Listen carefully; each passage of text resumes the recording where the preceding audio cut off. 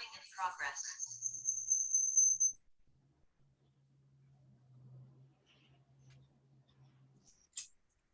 Hi, good morning, everyone, and welcome to the Crown Workspace webinar and live panel discussion.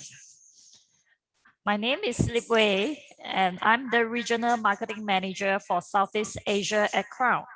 I'm based in Kuala Lumpur, Malaysia, and happy to support this event today. Our theme today is all about the changes we are seeing in the workplace around the globe.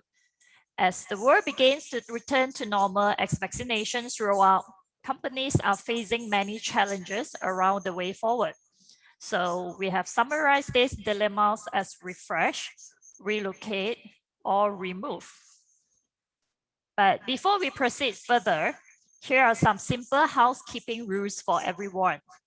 First, the presentation is being recorded, and a recorded version of this webinar will be available to all participants after this webinar.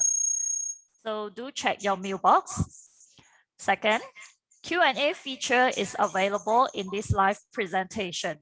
So if you have any questions for our presenters, please enter your questions in the Q&A box. Third, we love to hear your feedback about this webinar. So please look out for our QR code at the end of today's event. Your feedback and input are important to us and help us plan further events. All right, now allow me to introduce the facilitator of our webinar today, Richard Willeter. Richard has been part of the Crown family since 2009 and was appointed Director of Group Strategy Program in March 2017. He is responsible for the execution and delivery of Crown Worldwide's group strategy across our 5 principal businesses. As chairman of Crown Workspace Global Steering Group, he oversees Crown strategy for developing and implementing solutions that support all our clients as they transform their workplaces and working practices into flexible, inspiring, and productive environments for all their talent. Okay, so now, Richard, over to you. Thank you, Lipway, and welcome everyone to this, the very first of Crown Workspace webinars. We've got a great session planned today, but before I introduce you to our esteemed panelists, let me first of all kick off with a little bit of our objectives for the session today and what's in store for you. So I think Lipway just gave us a short introduction there, and I think what we're looking to understand here is that pre-pandemic, the workspace was evolving, and we saw many trends around the world that were driving us to already rethink our working practices and our workspaces. And the COVID pandemic has really just accelerated them. These trends, such as changing workforce demographics, new employee expectations, ED&I, and the competition for attracting the right talent and skills, new collaborative technologies, and the expansion of agile working, corporate sustainability agendas, the current economic environment, of course, and its impact on every different industry. And without forgetting, of course, health, safety, and employee well-being.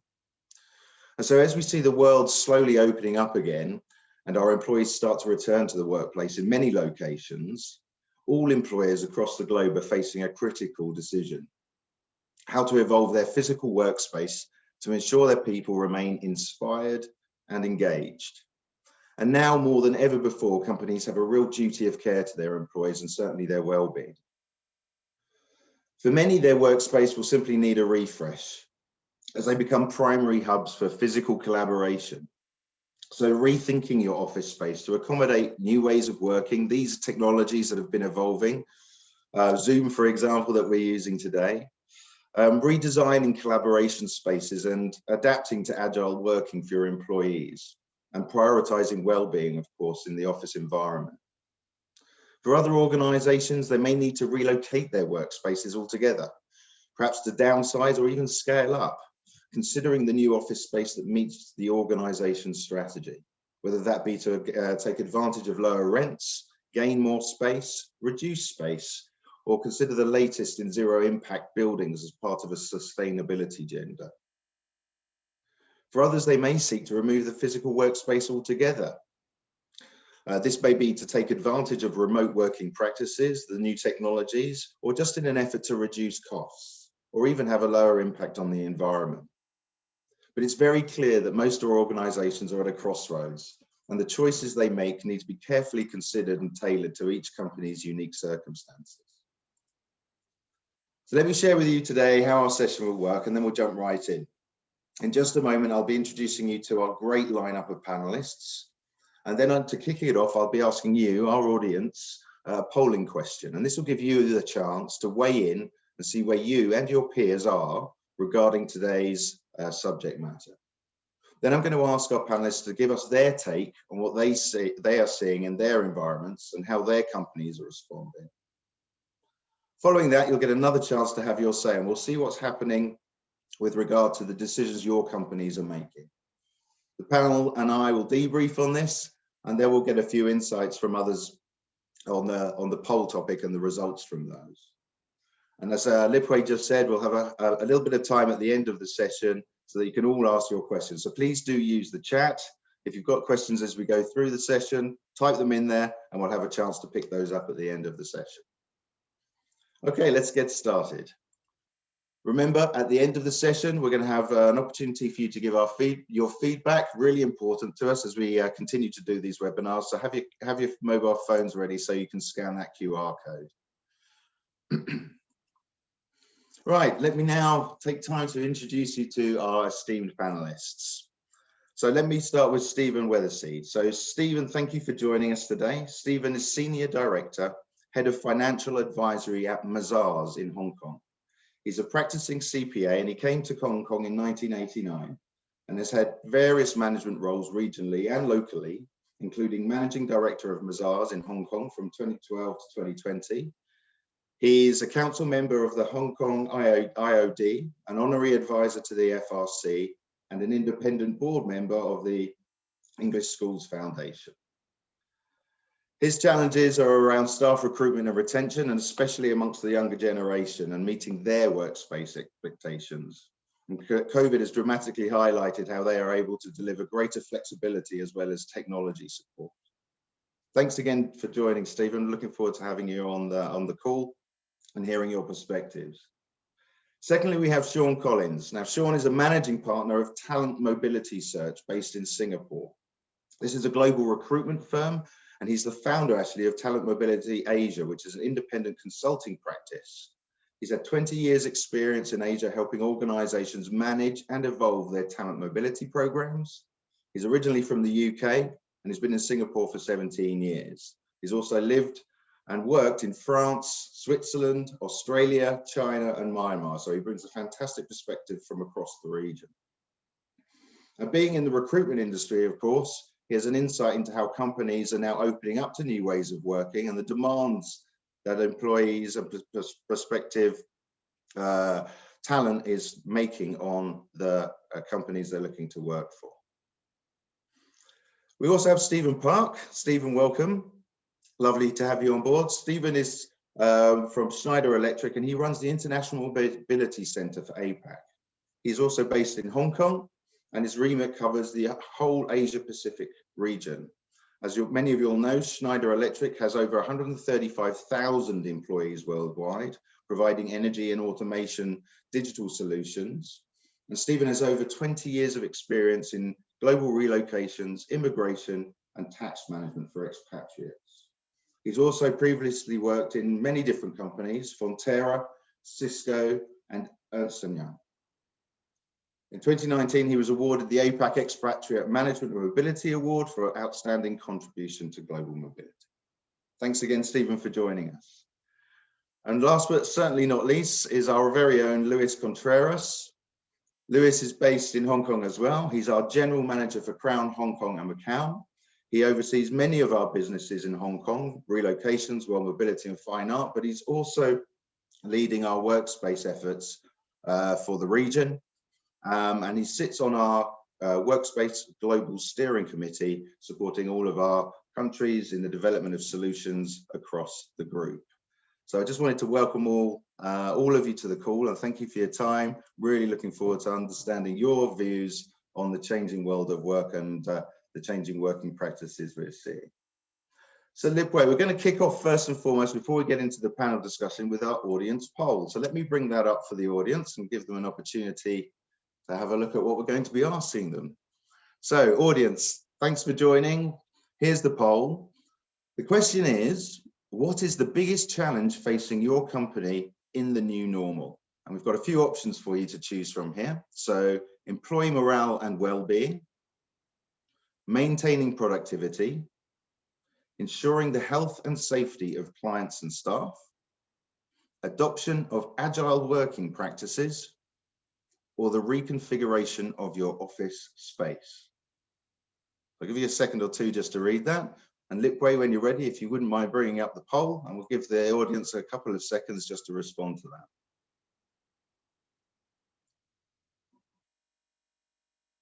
What is the biggest challenge facing your company in the new normal? And I think you can choose one or two options there, Lipway?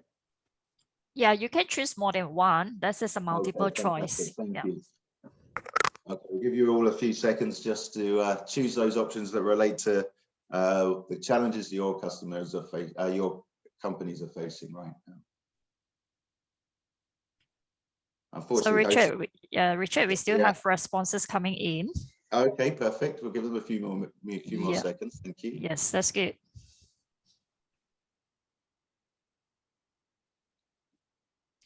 All right, I guess we can end the poll now. Fantastic. Thanks, Lipway.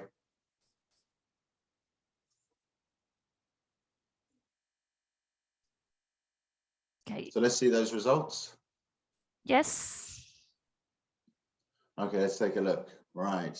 Oh, very even spread. Very even spread. So we've got pretty much 40% employee morale and well-being. No surprise there. Maintaining productivity, especially with the disruption to our supply chains at the moment and the return to work. Very, very challenging for many companies at this stage.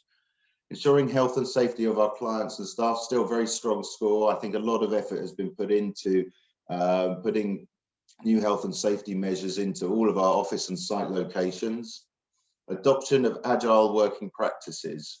That's our biggest scorer. So very interesting to see that as we see people getting used to working from home or working from anywhere and adopting and integrating those into our long-term thinking as far as working practices are concerned. And then reconfiguration of office space coming in at 26%. So still quite a few of you wondering how you can reconfigure the space you have, making it available for larger collaboration and to accommodate some of these agile working practices. Interesting, very interesting. Thank you so much for responding, everybody. Okay, Lipway, thanks for that. Might bring some of those themes up as we go through the panel discussion. So brilliant, thank you so much. Right, well, with that, we will move on to our panel. So let me give you a view on the questions that we've already set up for our panelists today. So just bear with you as I move this on from the poll. So our first panel question to all of our panelists today: what do you consider to be the key challenges and trends driving organizations' decisions on workplace change? So we're really interested to understand which trends are impacting you, but also the clients and customers that you might be working for. So let's perhaps kick off with Stephen Park there in Hong Kong. Stephen. Great. Hi, Richard. Hi, everyone. Hi, lovely. Thank you. Hi. For Schneider Electric, we've gone through quite a dynamic 18 months with COVID. Our share price has increased. Our employee engagement has gone up. We've had quite a lot of changes with our global supply chain as well. So there's quite a lot happening.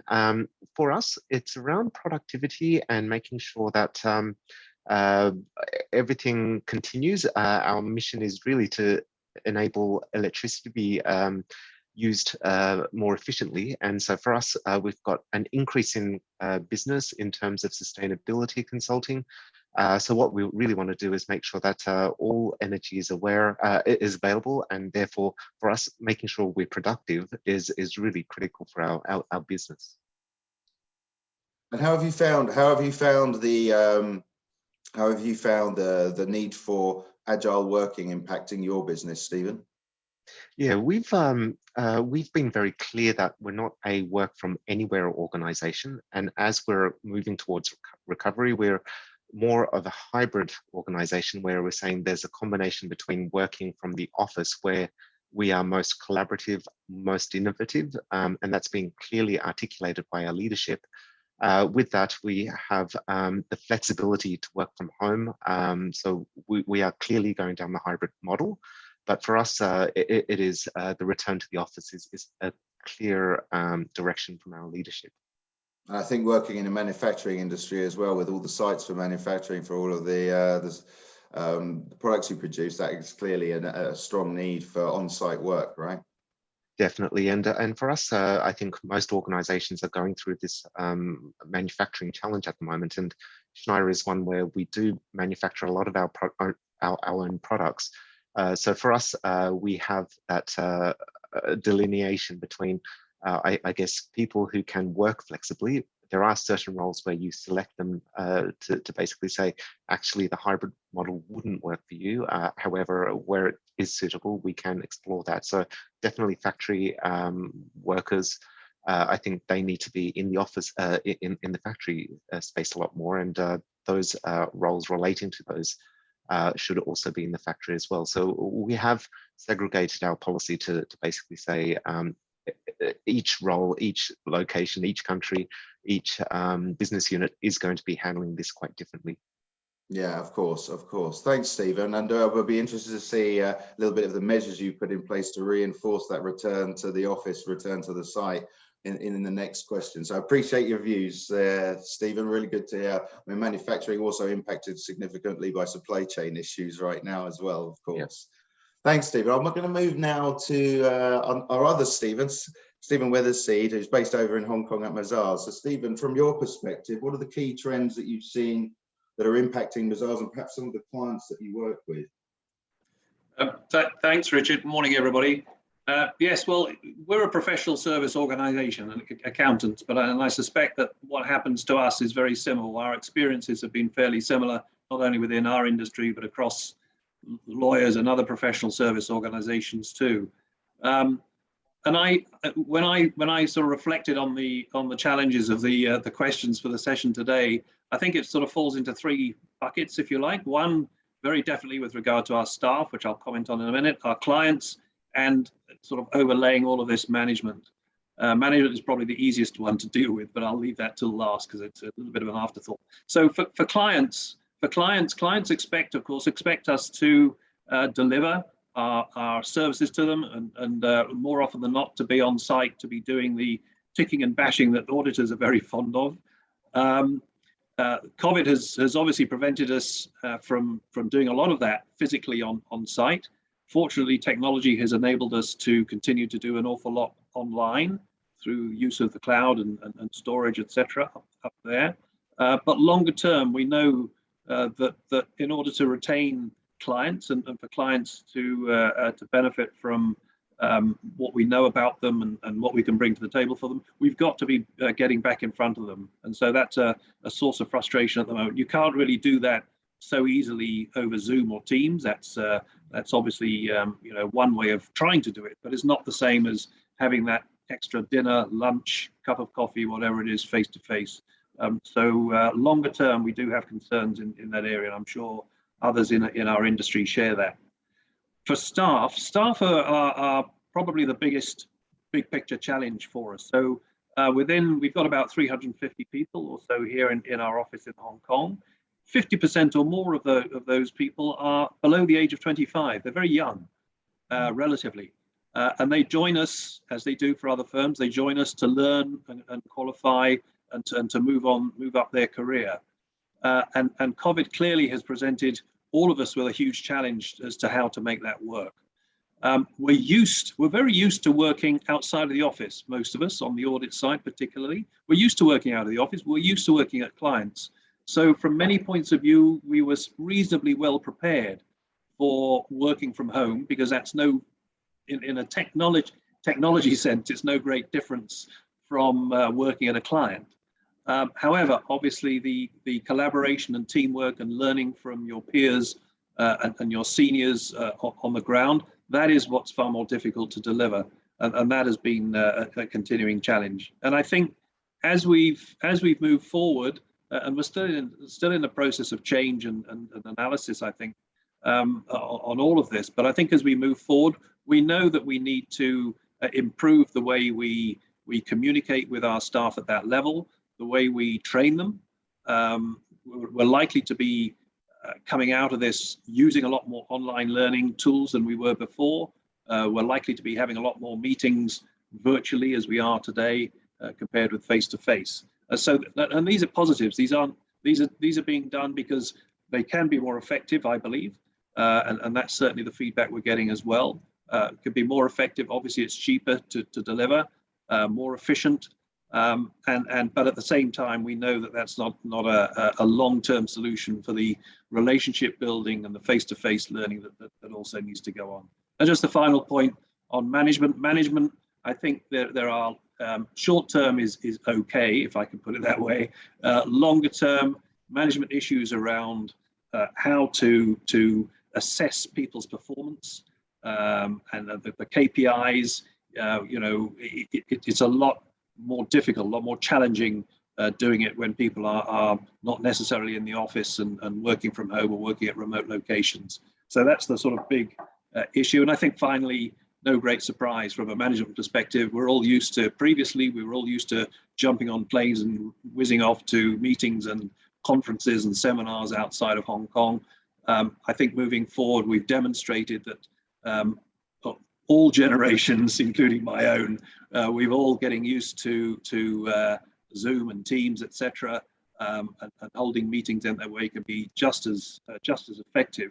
But nevertheless, there will be obviously opportunities and requirements for face-to-face, but there won't be anywhere near, I don't think, anywhere near the amount of business travel as we had before. And just a backup question on that, Stephen. I mean, you talk about the younger generation coming in who have that use of technology. There's inherent in their blood, really. But from a management perspective, integrating them into the corporate culture, has that been quite difficult in this environment? Or is it something you've been able to do through the distance that you've had with them as they've come on board? Well, that's a great question, Richard. I mean, I think the jury is still out, to be perfectly honest. I'm not sure we've necessarily got it right. Previously, we relied on face-to-face events. We have relied on office sports events, on the annual dinners and such like, and departmental lunches and dinners and such like. None of that could happen over the course of COVID, and even now it's very difficult to deliver. So we've been making efforts online to try and foster collaboration and teamwork among people, but I think and try to convey the values and the culture of the business and the company. But I think it remains to be seen how effective that is in terms of retention and well-being, if you like, for our staff moving forward. The jury is out on that, but I think that is a huge challenge. I agree with you. Yeah, absolutely. Brilliant. Thanks, Steve. I mean, really interesting challenges that you're facing, as you say, certainly with the younger demographics that you're bringing into the organisation. And it's something that Sean Collins is very familiar with, working in the recruitment industry. Sean, you work across the region. You've got a lot of visibility over many areas of the world as your business has expanded, and you're dealing with clients from Fortune 500 across this region and across the world with your partnerships. What are you seeing as some of the main trends that are affecting talent attraction and retention, and some of the demands that you're seeing from the talent that is coming to you to support them in finding new career paths? What are the key trends that have come out over the last couple of months that have been accelerated by COVID? Yeah, interestingly, at the beginning, Richard, you mentioned even pre-COVID, the workplace was changing. And even back in 2010, when I was at Microsoft, they realized that at any one time, a good portion of the the employees were out of the office, either traveling or working from home. So they re-looked at their office footprint and went from everybody having a desk space to complete hot desking. They removed the whole floor of office space and went to hot desking. And it was quite interesting in that a lot of people took time to adapt to that. Some people didn't like it. A lot of people preferred to have their space with their pictures and cuddly toys and things like that at the desk. And to take that away and then suddenly say you haven't got a dedicated space, you've got to find something. It was unsettling for some people. And it took them a while. Eventually they adapted and they got into the groove, and it was a great kind of working space. But that's the point I want to make, is that different people have different preferences according to their own personal situation, and that's something we're seeing in the talent market. On the whole, I would say most people are looking for some level of flexibility in terms of being able to work from home. But on the flip side, we've also had candidates that when they've had multiple offers, one being a work from anywhere, so you work from home, or another offer where it's based in the office.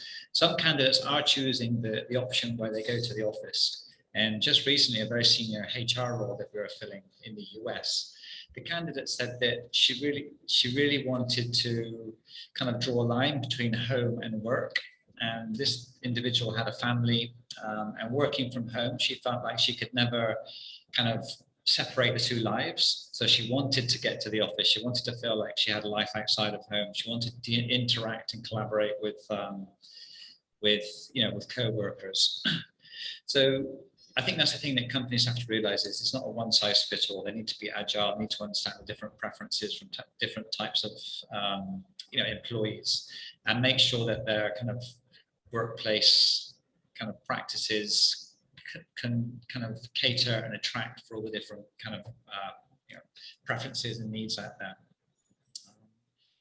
On the positive side, we're seeing our clients being more open to where our role is based. So some clients have a work from anywhere policy, so it opens up a really broad talent pool.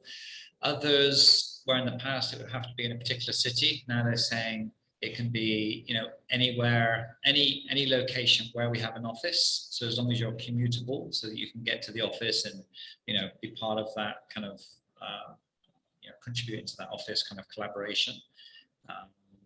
So we're seeing a bit of a mix, to be honest with you, and we're seeing companies to be able to attract the best talent, having to have a kind of flexible and agile approach to what they allow in terms of employee preferences and the way they work. And other companies are offering a real kind of hybrid. So you can work from home. Some companies say you have to work from the office a certain number of days a week, or for employees that maybe it's not convenient to work from home, they're providing a co-working membership, for example, so that those days when it's not convenient to work from home, they have an option to work elsewhere. Yeah, so it's really, I find it really interesting, the challenges that you brought up from an HR person who wants to come back into the office, but just to get that delineation. But as HR professionals out there, I mean, it's a bit of a minefield, right? There's a lot going on, the employee well-being, the ED&I, all of the pressures that the HR community have to pull together to bring an environment that supports so many different and diverse people in our organizations, now coupled with the challenges of COVID and the new demands that are coming from our staff and our employees, is becoming quite a challenge, quite complex, in fact, to navigate. And we're starting to see some surveys and reports now looking at the performance of employees that are based in the office compared to working remote. And from the surveys I've seen, you're more likely to succeed in kind of work your way up through the company if you have that office collaboration as opposed to remote. So again, another consideration for HR. In terms of talent development, so they need to find the right mix, basically. Yeah, very good point, Sean. So really good perspective that you have. I mean, the holistic view you have on that is pretty interesting. And Lewis, I'm going to come to you now, because you're supporting a lot of our clients in rethinking the space that they're managing, right? So in terms of whether they're downsizing or even upscaling, but reconfiguring the offices. What are you seeing, certainly in Hong Kong and Singapore, as the changes or the decisions that some of the clients have, what trends are impacting those as far as you're concerned? Yeah, thanks, Richard. Actually, you're absolutely right. We see it from a different perspective because we're actually engaging and actually supporting these organizations, right? And I think what we're seeing from our end is really three key factors that I think companies are quite concerned about. First and foremost, the health and the well-being of their staff, right? That's obviously at the center of everything. They're also obviously looking at it from a cash flow perspective because this pandemic would have impacted everyone in a different way, right? And lastly, as a result of the changes they've had to implement because of the pandemic, they're concerned around the impact to productivity and the innovation of their workforce, right? So as mentioned by a lot of the other panelists, here, we've had to adapt to changes, and organizations have had to look at alternate solutions. So from our perspective, we're seeing a lot of instances where clients are either downsizing their office, right? Not necessarily reducing the headcount, but as an example, say you have a 100-person office, they've sort of cut that down to about 50, and they've sort of instituted a hybrid policy to allow that flexibility and address the health and well-being for the staff.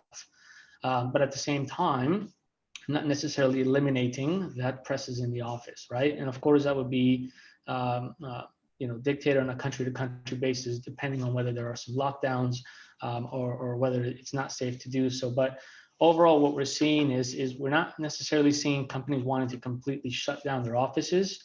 Instead, I think they're trying to be flexible for their staff to ensure that they can also have that staff retention because it's quite important. And also addressing that cash flow. So in some instances, we've seen some organizations that have moved from high cost locations to other locations, for example, in Hong Kong, maybe 4 or 5 NTR locations down, where they're able to take advantage of newer, nicer offices at a discount versus where they're currently sitting at today. So this will obviously allow them to hit either that relocate or that refresh, right? And allow them to obviously have an environment suitable so that as those employees return back to work, whether it's going from full remote to back into the office on a 2 or 3 day basis, they at least have that comfort and they're able to meet those needs and those requirements of that staff. So it's kind of a mix in general. I mean, we have also had some organizations that have actually done the opposite, where they've gone out and they've actually gotten more space simply because they want to create that social distancing sort of ability for their staff.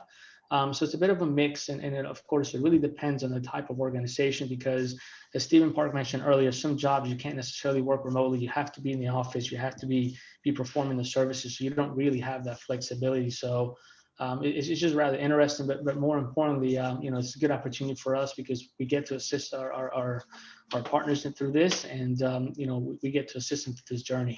So. Mm-hmm.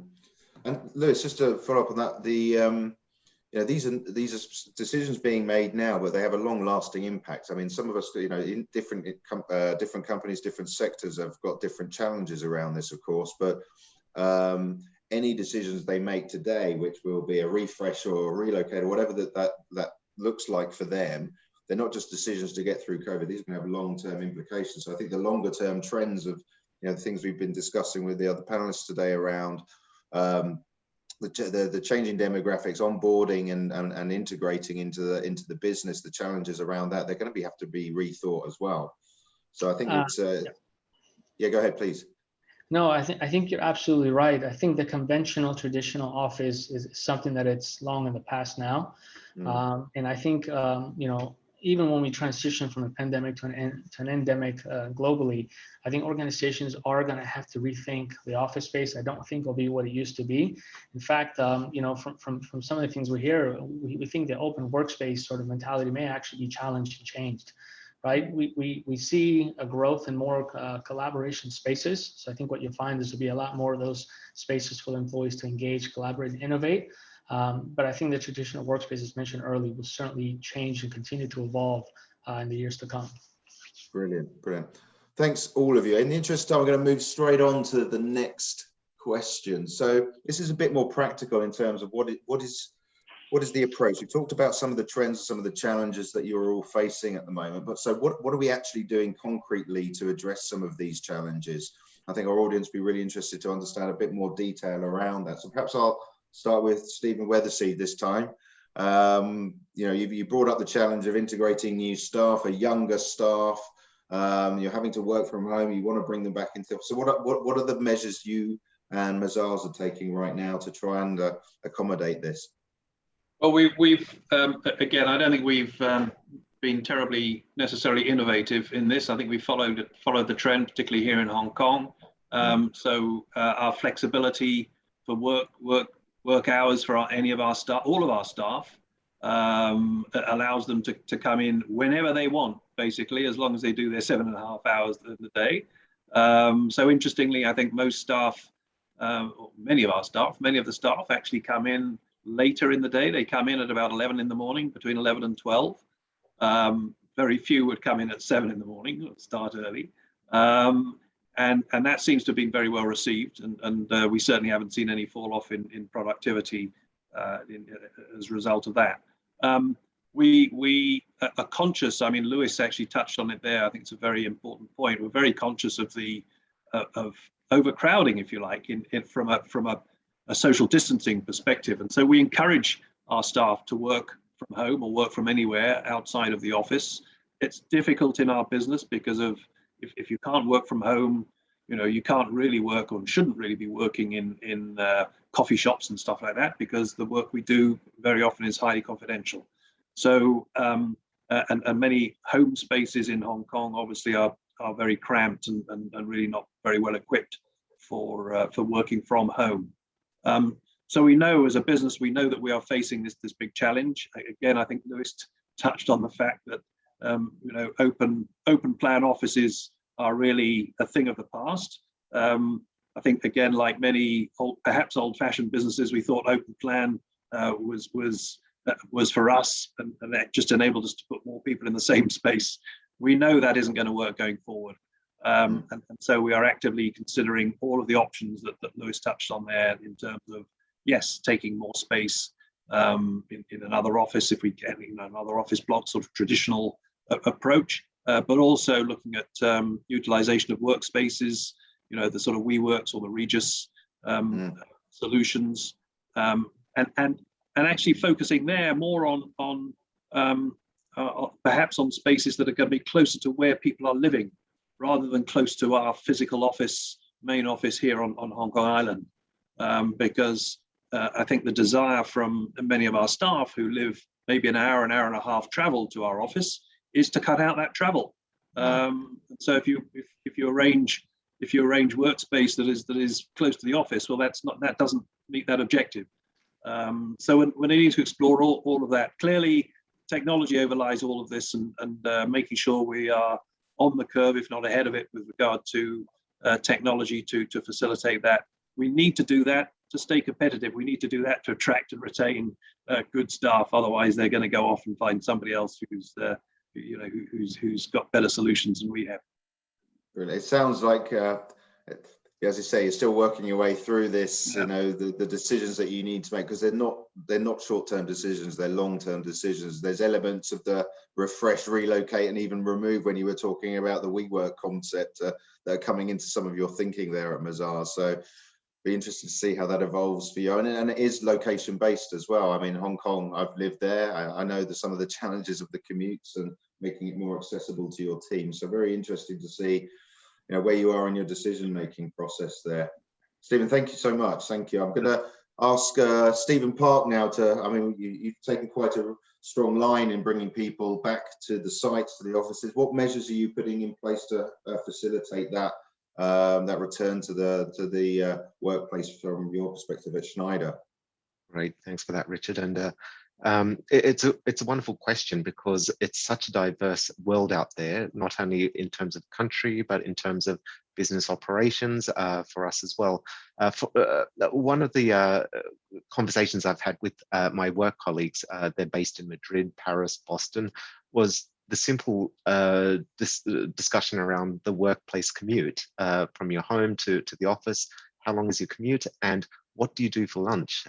Certain offices, you have to commute 1 hour to get there. However, because of COVID and the reduction in people attending the offices, there's no point going there because there's no restaurants to eat at. So you have to literally drive another 20 minutes to just have lunch. So the practical elements are all sort of going into the ecosystem discussion as well. The other thing I've noticed here in Hong Kong is that we have quite senior executives here. We have 45% of our C-suite out in the Asia Pacific region. For a French organization, that's quite unique. So here on this floor, we have a lot of the C-suite, but then we've got entry-level graduates coming in. We've got a huge focus in developing early career talents. So you've got the two extremes in terms of diversity, in terms of generations. So you do need to have an office that caters for that. And then while we're talking about hybrid, we have taken this opportunity while people were working from home to renovate our innovation hub, which is what we showcase our clients. So now we're doing a office / customer site hybrid location as well. And we're having those discussions about the 3 Rs. What do we do next?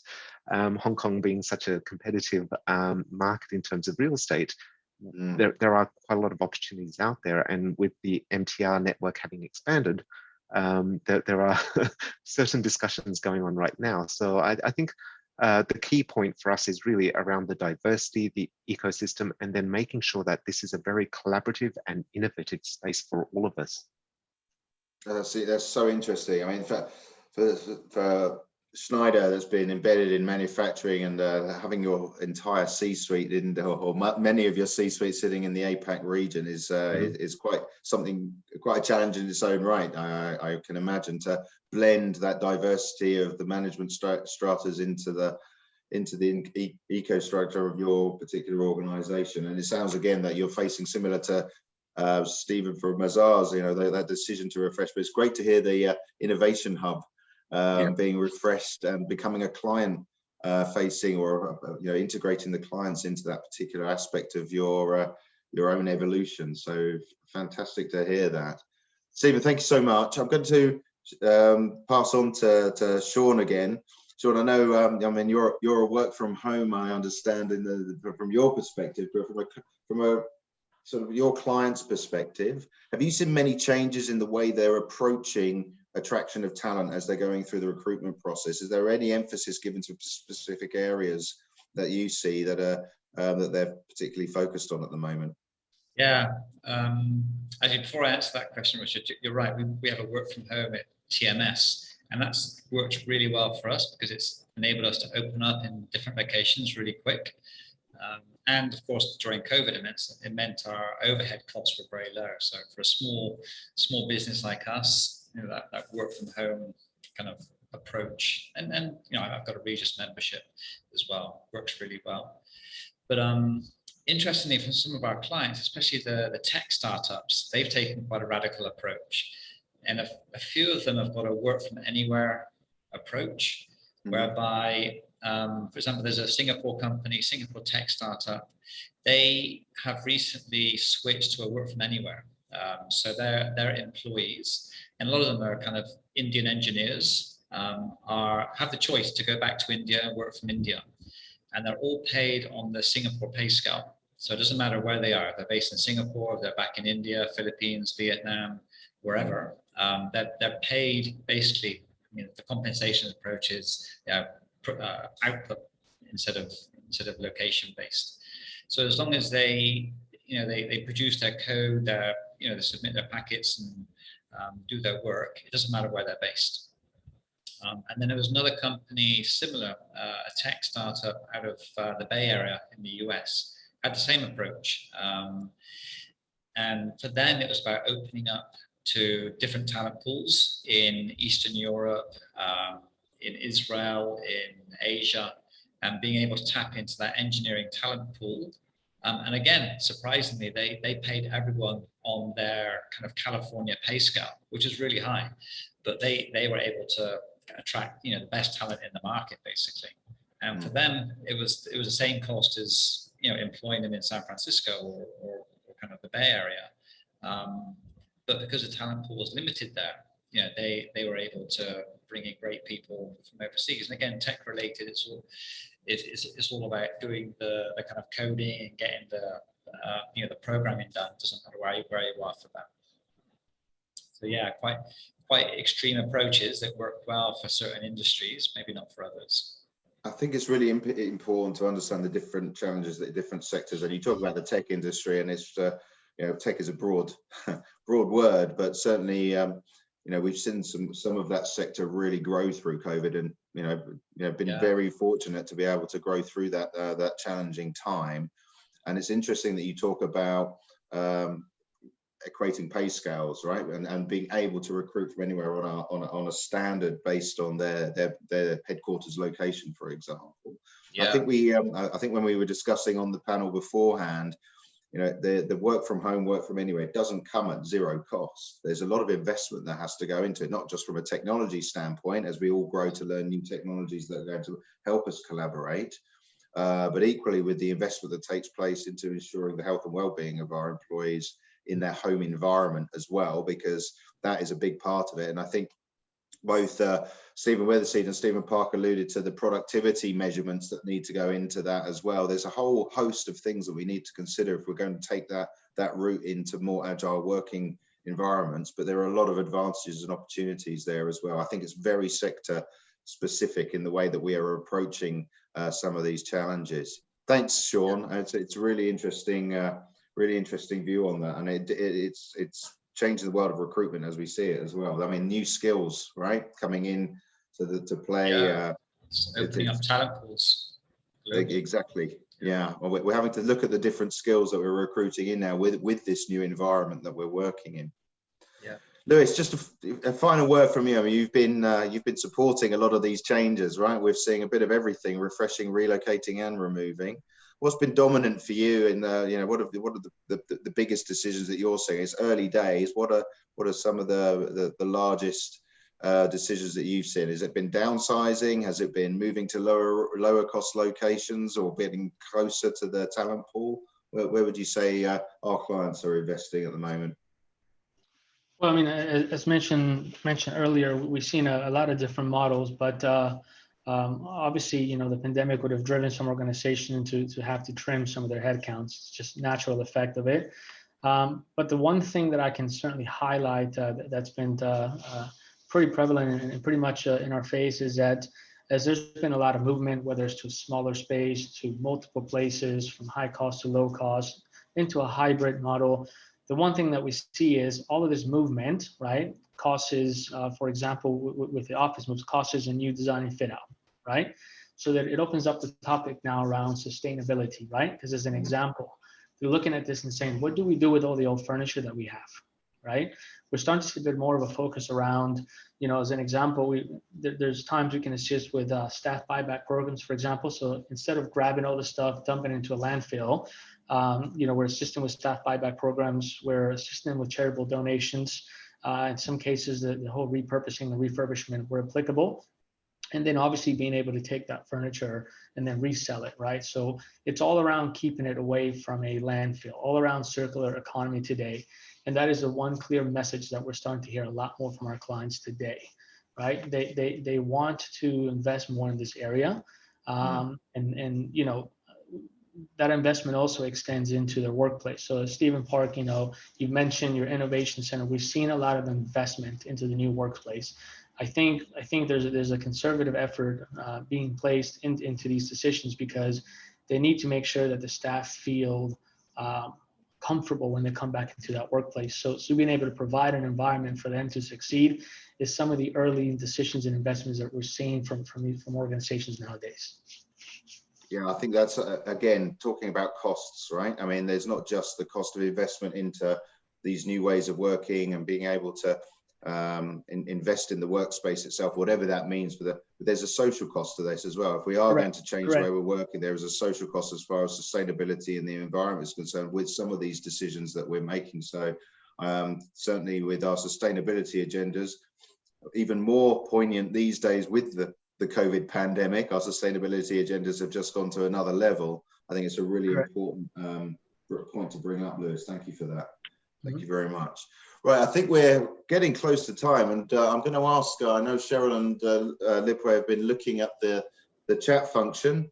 with regards to questions. So whilst you're having a look at the questions that come in, we're going to go into our last audience poll, having discussed the topic. And the last poll for the day is, just from your perspective, which of the 3 R's, audience, are you considering in your company? Are you considering a refresh of your working environment? Are you looking to relocate, or even potentially remove some of your office space? Which of those are you considering? So whilst you're having a look at that question, we've discussed that on this call today, on this webinar today, as far as the panelists are seeing some of these trends. We'd love to hear from you to understand what you're considering right now. And whilst you're all responding to that question, are there any questions, Libway, Cheryl, from the chat that we would like to address in the last few minutes of this webinar? Okay, Richard, we have a question here from the floor. Are you seeing that companies with large centralized head offices are moving towards models with smaller, more decentralized hubs in smaller towns? Can you repeat the question? Are you seeing that companies with large centralized head offices are moving towards models with smaller, more decentralized hubs in smaller towns? Great question. I'm going to go to Stephen Weatherseed on that, because I think you alluded a little bit to that as far as Mazar's considerations were, Stephen. Yeah, I mean, we don't sort of totally fit that description, but it's part of our thinking. So here we are, is sitting in Hong Kong in an office that accommodates the best part of 350 to 400 staff, and you know, we continue to increase our headcount. So we know we need to find a solution for that, as well as, if you like, solutions embedded just if we were to stay static. So you're right. We are looking at splitting it. We're looking at downsizing the sheer number of people in the physical space we're in at the moment, and looking for solutions to that. And some of that, as the questioner is suggesting, some of that could be for decentralization, not necessarily as standalone offices, but really workspaces. All right. And indeed, globally, not just here in Hong Kong, but globally, even before the pandemic, we were moving to a concept where our sort of core offices in our various countries around the world, where our core offices were to be viewed as learning establishments. So this is where you come to learn. You come to be trained and learn, and actually you do your work outside of that learning environment. You do the work out at a client or out at a workspace. So and you know, and I think that's a pretty helpful, because you don't want to be replicating all your office support and admin that goes with if you like a normal head office or core office, clearly. But I think it's back to, yes, we are needing to and will be, I think, reinventing ourselves into a new model. Thank you, Stephen. Thank you very much. Any other questions from? Yeah, from Richard, we have 2 other questions from the floor. The first one: will we see an eventual death of the office space? Will we see an eventual death of the office space? Yeah. You want me to continue with the second question? Yes, please. Yeah. With this working remote, will corporation downsize in workspace and local workforce too? Great questions. Let's go to Stephen Park on that second question. Do you want to repeat the question for Stephen Park? Because I think that relates a lot with if Schneider have got a different approach, right? So it'd be interesting to see from a manufacturing perspective. Do you want to repeat the question, please, for Stephen Park? With this working remote, will corporation downsize in workspace and local workforce too? So Stephen, you're not looking at remote working, but do you think that's something that's going to be impacting Schneider in the future? I think from our perspective, we've been very clear that we are a work from the office hybrid type of organization. In terms of downsizing the local workforce, I don't see that happening. If anything, We've gone through a cycle where pre-COVID, we were looking at cost efficiency. So therefore, we're trying to make the most of the human resources we have. However, during COVID, we went through a phase of just being uncertain. So there was no investment in human capital during the COVID phase. And now that we're in recovery phase, we are hiring. Talent is scarce. We've made some acquisitions, especially in the software industry. So for us, we are looking to actually increase our headcount across our different organizations. And if we look at the talent recruitment function, I believe they are busy right now. So we are looking to actually create more synergies, more collaboration around this. And with that goes hopefully more people in the office. So for us, we see it as a positive thing. Interesting. And just on that talent piece, Sean, I mean, you've seen, you know, the movement, the lulls and the peaks of the talent demand. And I mean, I'm going out and about, and I'm seeing already quite a lot of talent shortages in certain sectors. Certainly the restaurant sector, because I can't get a quick coffee anywhere at the moment because shortages of staff. What are you seeing from that perspective? Yeah, absolutely. During COVID, it was totally an employer's market. So, you know, they could put out an advert and they'd get 50, 60 applications. Now it's totally flipped to a candidate's market. So we've had several occasions recently in all regions, where we've had candidates who've been offered a role by our client, but they've had other offers on the table, and you know, and sometimes they choose that other offer, and that's rarely happened in the past. You know, and it's happening maybe 1 every 4 roles we're working on now. So yeah, employers have to move fast. That's the other thing. If they don't move fast enough, and a candidate has an offer elsewhere, they'll take it, and you know, you'll lose that candidate. So yeah, you have to be attractive. You have to move fast. You have to really good recruiting and onboarding process, because right now the best talent out there has options, and you know, you've got to really fight for the talent. So I've been amazed at how quick that turnaround has happened, and I haven't seen anything like this before in the 6-7 years I've been in recruiting. The word unprecedented has come up regularly over the last few months, right? And there's people that have, you know, left the industry, chosen to do different things, you know, created their own companies. So I think the whole kind of pandemic has given people time to kind of think about what they want to do. So even in our mobility industry, you know, people have left the industry. So yeah, real kind of talent crunch, I would say. Very, very interesting. Right, I think, thank you all. We don't have time for many more questions, but we'll take the rest of the questions away, Libway, and I think we can put some answers out on the publication of this webinar. I would love you to bring up the results of our poll now, if that's okay. Just in the last seconds of this call, to see whether our audience responded. Yep, certainly. There you go. There you go. So that's really interesting. And I think that relates very much to a lot of the conversation that we've had today with Stephen Weathersea, with Stephen Park, Sean Collins, and of course, Lewis Contreras from Crown Workspace. It's been really interesting to see. I think there's, you know, the refreshing is very much the focus at the moment, as we're still considering what the long-term future looks like for work. But still very much, you know, there's some companies considering relocation. For many reasons that we've discussed on the call today, whether it be downsizing, upscaling, or just to take advantage of being closer to their talent wherever they may be. And interesting that we're not looking to downsize too quickly. I think that might be also something to do with the fact that we've got this competition for talent out there right now, and you know, making any quick decisions on that might be potentially detrimental. And we've got to perhaps wait that one out a bit until we see what this new normal really looks like. Okay, with that, thank you, audience, for your participation. I think we went a little bit over time there, but I think it was a fantastic discussion. I want to certainly thank Stephen Weathersea from Mazars, Stephen Park from Schneider, Sean Collins as well for their fantastic contributions, as well as Lewis Contreras, who from our own Crown Workspace.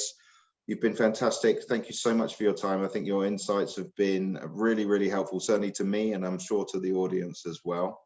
We'll look forward to continue this discussion. If any of you would like to join the EMEA Americas discussion, which is taking place on the 13th, then you're more than welcome to sign up for it. We will be making a recording available. Just a final thought. We've had our questions and answers. We would love you to scan our QR code. This will give us some feedback on the session. Please scan this with your mobile phone. I'll leave that up right now. We will send it out for you to give us the feedback. And please let us know how you think the panel went. And give us some information about what you'd like to hear on the next edition. So again, thank you very much. And Libway and Cheryl in the background who've been supporting the session, really appreciate your help. And once again to our panelists, thank you so much. We look forward to seeing you all again on another session in the future. Thank you, Stephen, Sean, Stephen, Lewis. You've been wonderful. Thank you. Thank you very much. Thank you.